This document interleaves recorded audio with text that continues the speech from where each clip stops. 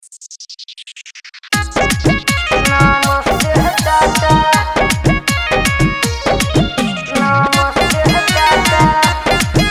Shitala recording studio Bihar Sharif.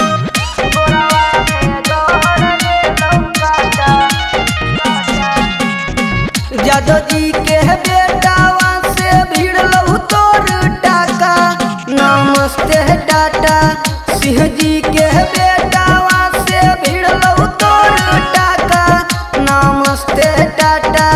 Baigna तोड़े गे ना भाटा। तगड़ लहू काटा गोड़वा में गड़ गे लहू काटा। नमस्ते टाटा।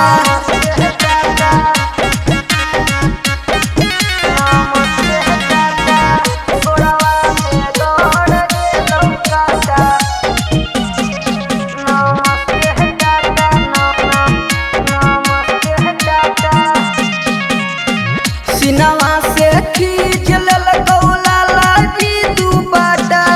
नमस्ते टाटा। सिनवा से खींच लेल कौ चौहान जी दुपट्टा।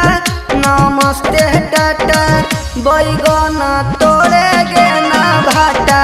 तगड़ लौ काटा जादव जी से भीड़ गे लौ टाका। नमस्ते टाटा।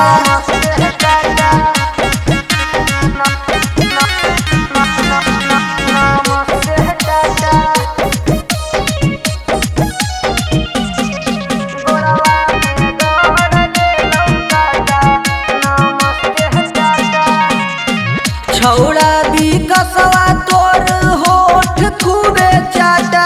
नमस्ते टाटा। छोटुआ भी कसवा तोर होठ खूबे चाटा।